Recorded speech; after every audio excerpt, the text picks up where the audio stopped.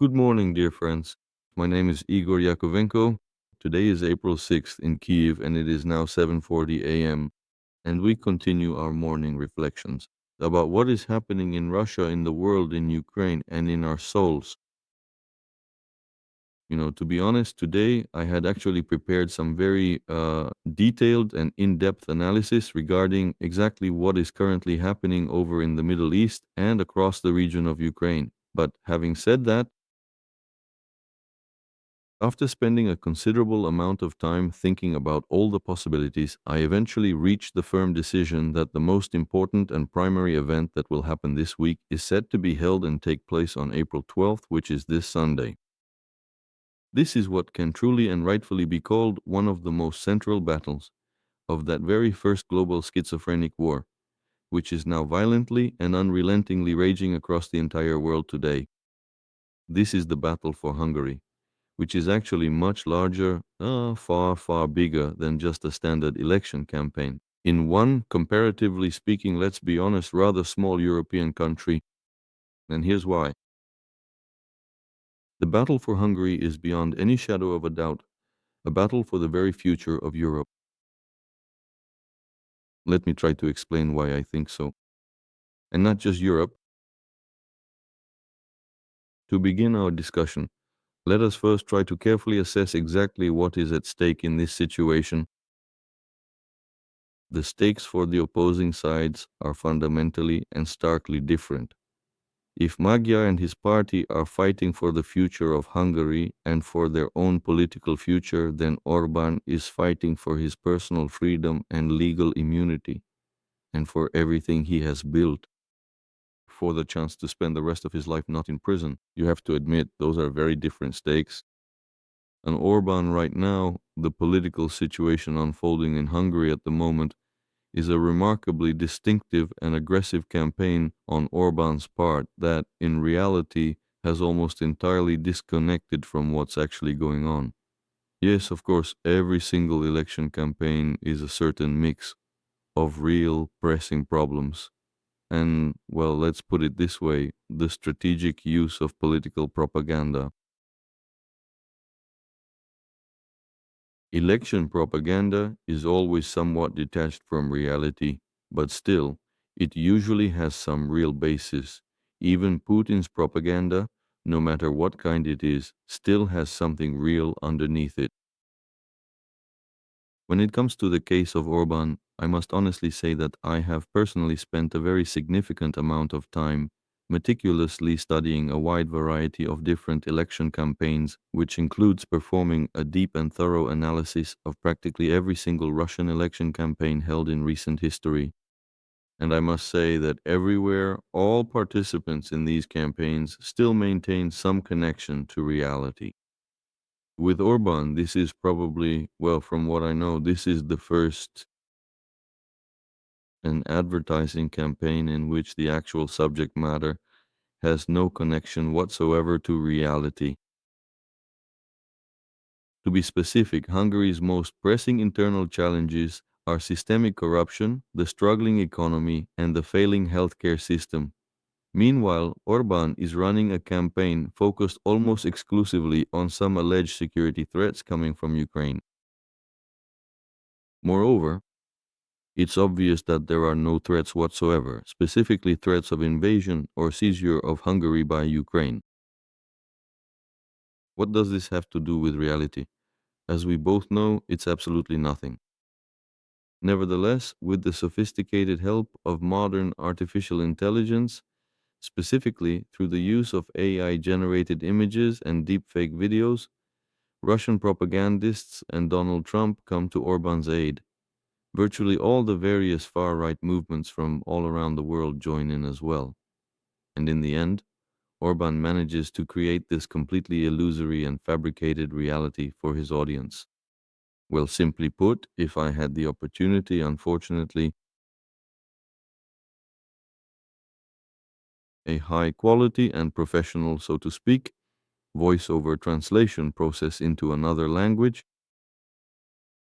Unfortunately, I did not have the opportunity to prepare a specific summary for our conversation today. However, we can see if we take a closer look at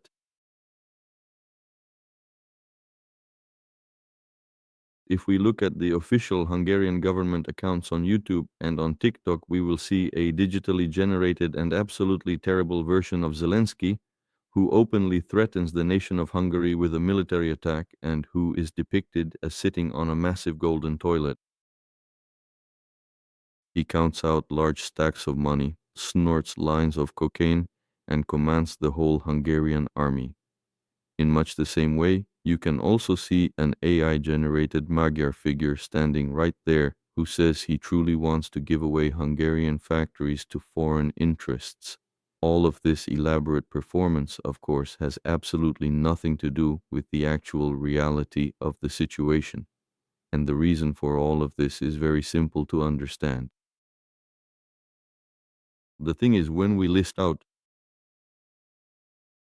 I discuss the first global schizophrenic war, and we talk about the fact that there is a significant number of heads of state, well, not exactly a massive number, but a total that is quite unusual and remarkable compared to the usual norm. Heads of state who switch to the enemy side and become traitors to their countries. And indeed, this is the infamous axis of evil. It also includes various prominent heads of state who, it would seem, really should be on the side of good.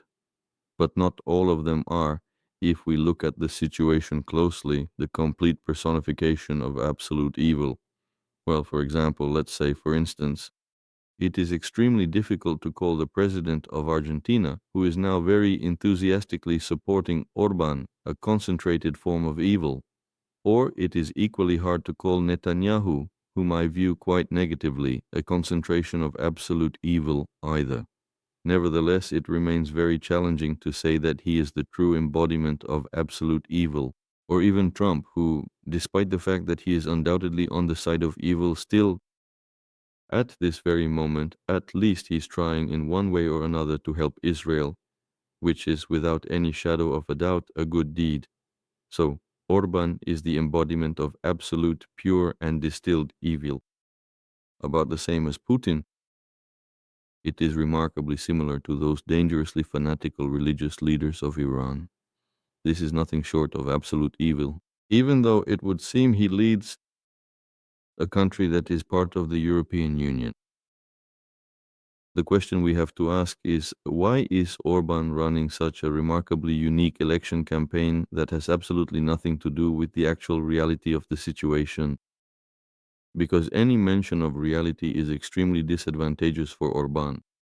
After all these years, how many has it been now? 19 long years. He has been firmly in power for 16 years, and even before that, he held the reins of power for another 3 years. Orban has truly and systematically built what can only be described as a mafia state. Today, this stands as the single most corrupt country in all of Europe, one of the very poorest nations on the continent, and a place that is absolutely unfree. So, in fact, when we look at the current reality,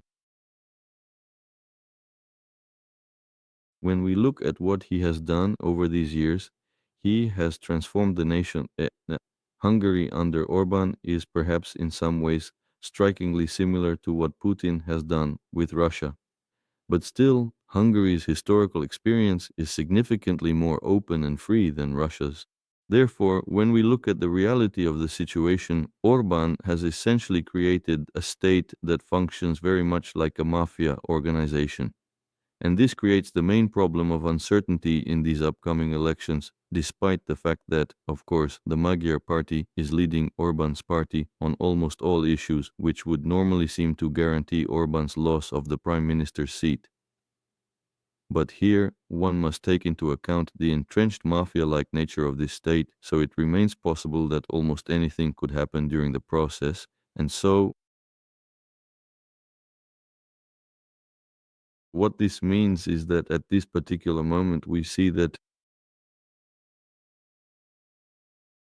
practically a truly staggering amount of resources have been thrown into this campaign. Substantial sums of financial capital and tireless efforts from Russian propagandists and European far-right forces are entirely and utterly disproportionate to any reasonable limits. Undoubtedly, the Trump administration is firmly backing Orban, and The primary and central bogeyman is Ukraine, which is allegedly and actively preparing an inevitable military attack on Hungary. Well, it's hard to imagine. How this relates to reality is quite difficult to grasp, but nevertheless, this is what currently exists in the Hungarian informational and political space. So, the central idea that the Hungarian people should harbor a deep fear of Ukraine has become a primary recurring theme within the current political election campaign led by Viktor Orban. Well, in fact, there are a wide variety of different examples that could be given here. For instance, there was just very recently a significant and large scale event, the Fidesz March, on March 15th, and the long marching column was led by a large banner that boldly stated, "We will not be a Ukrainian colony." You see, in other words, it's a scare tactic, a horror story. The horror story that Orban is spreading in Hungarian society is that he is fighting to prevent Hungary from becoming a Ukrainian colony. You see the staggering level of detachment from reality that we are witnessing here?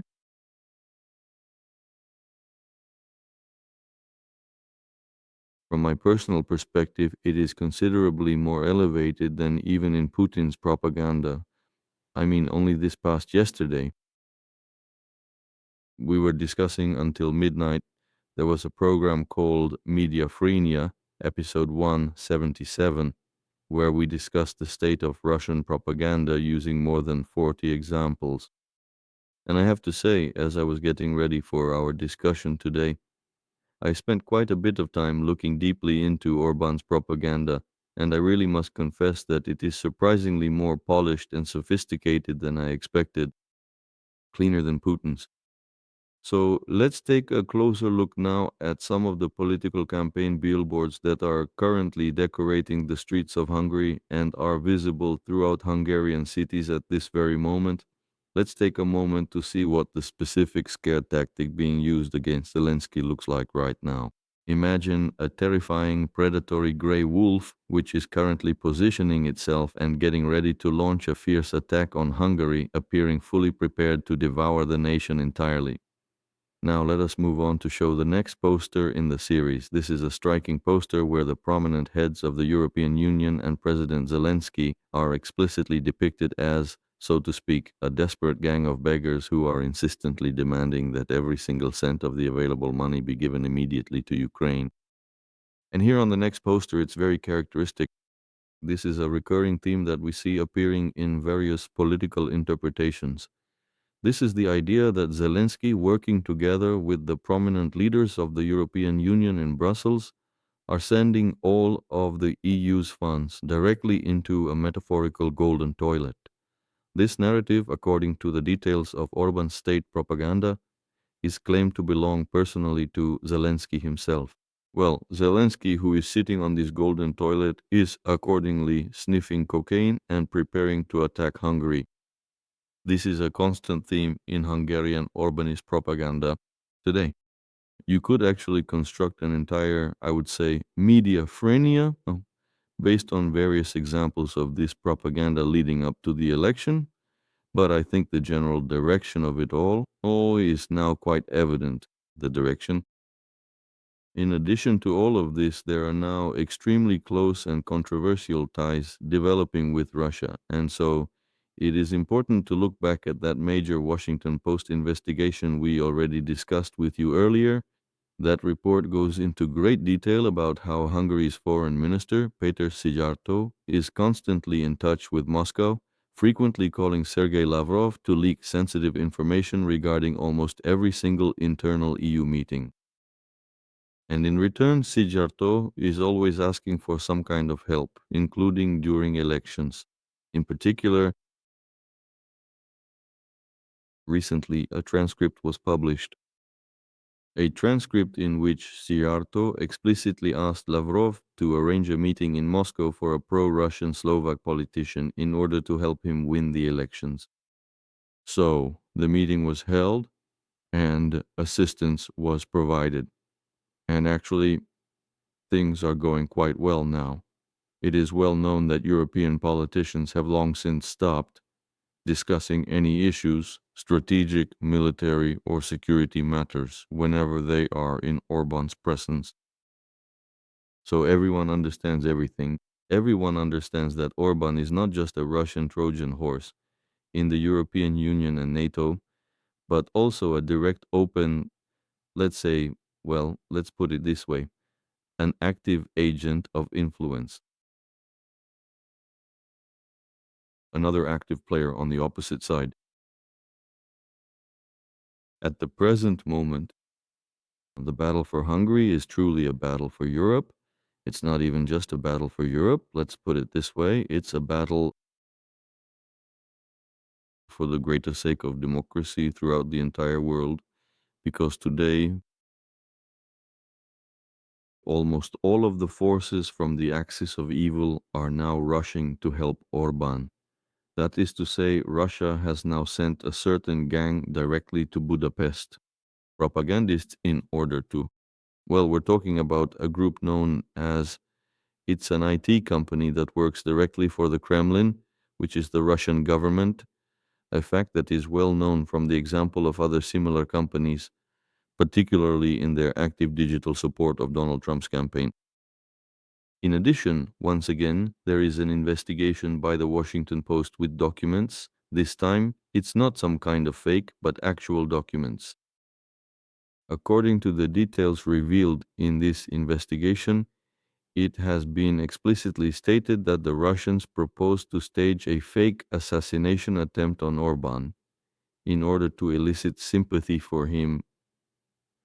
So, this is exactly the Russian style of such political provocations, or something very much like that. So to speak, a well known provocation. Gleiwitz, before Hitler's invasion of Poland. Well, if we were to put it in such terms, perhaps we could call it a peep or even a bark, let us say so. As you well know, Hungary is a relatively small nation situated right in the very heart and center of Europe, but nevertheless it is now. I truly believe I won't be wrong in saying that this is the main and most significant political battle that we are all witnessing throughout this entire current week. In the midst of this very first global schizophrenic war, or as it is more commonly known, the Fourth World War, this week, on Sunday, one of the most significant and pivotal battles will take place. And this is clearly and deeply understood by everyone involved. Unfortunately, I'm not entirely sure that the political leaders in Europe fully understand the gravity of this situation, but as for the people of the United States of America, they understand the situation very well, and everyone is absolutely right about this. They understand it perfectly because right now it truly is a significant and historic turning point for us all. Throughout this ongoing struggle for democracy, in the war for liberalism, it is a war of ideas that, in essence, find their expression and reveal themselves in a wide variety of complex forms. Trumpism, Putinism, and other, so to speak, political phenomena that are profoundly destabilizing the world today. No. And right here it is. These elections in Hungary are one of the most important events. Why? Because Orban, it is as if he is the central figure in Europe who speaks out against the European Union, against liberal democracy, and against the rule of law. He is the creator of a mafia state right in the very heart of Europe. And today, Hungary is practically under one party rule because the Fidesz party holds the real power within the universities and across a very significant portion of Hungarian enterprises. Consequently, Viktor Orban has essentially created a deeply entrenched authoritarian system, which is often described as a mafia state. And to some extent, this structure allows for a high degree of control over the entire national economy. And Orban is seen as a significant and influential guiding star for other authoritarian leaders, particularly those within the European continent, who dream of completely dismantling democratic institutions in their own countries. And now, today Orban's election campaign is also to some extent a precedent. That is, if he succeeds, it means that this is exactly how an election campaign should be run. Not saying a single word about the real problems of the country, not saying anything at all, completely focusing on creating an absolutely fictional world of threats. Well, for example, a threat like Hungary must not become a colony of Ukraine. So that's the kind of threat we're talking about. I compare it to what I constantly watch Russian TV channels, but even there, the disconnect from reality isn't this extreme. And now, all those individuals, the entire pack of people who are betting on Orban, are gathering together to show their support for him in these upcoming elections. These are part of those constant high profile visits we have been seeing. For example, back in February, Senator Marco Rubio traveled to Budapest. In order to personally demonstrate his support for Orban, it seems they even offered him some financial assistance for his campaign. J.D. Vance, the Vice President of the United States, is widely expected to make an official appearance in the capital city of Budapest, Hungary, sometime this week, likely before the weekend. Yes, Donald Trump was at the conference. Well, he attended via a live video link at the Conservative Political Action Conference meetings when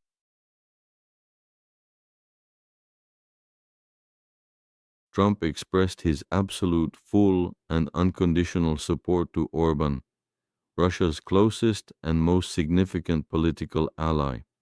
He called him the most talented and truly outstanding politician in Europe today. And so many people personally came to attend this conference. Representatives of practically every one of the far-right parties were present. This includes Alice Weidel, the co-chairperson of Alternative for Germany, who delivered a particularly intense and fiery speech at this conference. She went on to accuse the European Union of providing assistance to Ukraine, calling Ukraine the most corrupt regime on the face of the earth, apparently, so to speak, somehow. While remaining silent about such corrupt regimes as Putin's and Orban's, it becomes clear that these claims have absolutely nothing to do with the reality of the situation. Yes, corruption is prevalent and very strong in Ukraine, but there are a variety of international corruption rankings, in which Ukraine is currently ranked much higher, in other words, less corrupt than the Hungarian and Russian regimes. At this international conference, prominent leaders of the far right from Spain spoke, and of course Marine Le Pen appeared from France, as well as Polish right-wingers and Geert Wilders, that is Geert, sorry for the slip, Geert Wilders from the Netherlands, and naturally Benjamin Netanyahu, who supported Viktor Orban, even though Orban is a known ally of Vladimir Putin, while Putin is an ally of Iran and Iran seeks to destroy Israel.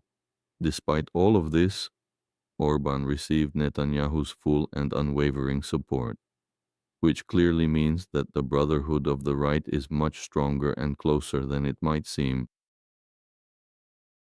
than the interests of their own country.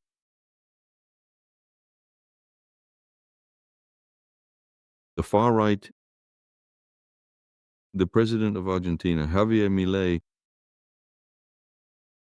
the world-famous libertarian leader who, it must be noted, is currently struggling quite significantly with his own country's failing economy, actually made a very long and special trip all the way from his distant nation just to show his personal support for Orban. So, you see, as many of you are likely already aware, we recently conducted an extensive poll right here on our channel to gather your thoughts. I would now like to take a moment to share the detailed results of this community poll with all of you today. But anyway, let's not drag this out any further. So, the interactive poll that I decided to put up for public voting late last night looked exactly like this. On April 12th, the critical parliamentary elections will be held across the country in Hungary. What do you think about these developments, and how do you feel the results will impact the future? Will Orban remain prime minister after the elections or not? At the very moment when I stopped the voting, well, actually, I did not really stop the process. I just took a moment to record the current numbers. It was about an hour ago from now. At that point in time, 1,800 people had already cast their votes, and you can see quite clearly here on the screen exactly how those votes were distributed. 16% believe that Orban will remain prime minister after the elections, 63% think he will not remain, that he will lose his position, and some found it difficult to answer. 21%. My dear friends and colleagues, it is my firm and sincere belief that if the elections are held fairly, then, of course, Orban will naturally lose his position, but one must ask, where is the actual guarantee that they will be fair? At the very least, honesty is clearly not among the virtues that Viktor Orban currently possesses. That's why the situation is very alarming. Furthermore, we must fully acknowledge and understand that in today's global political landscape, the powerful forces actively supporting Orban include Vladimir Putin, Donald Trump, Benjamin Netanyahu, and the various far-right movements from across all European countries. This represents a very serious and formidable force on the world stage. That is why I view this situation with a sense of deep concern. I am watching this Sunday closely. I truly and sincerely hope that this battle for Hungary, and not just for Hungary, but for all of Europe, and not only for Europe, will eventually be won by the forces of democracy.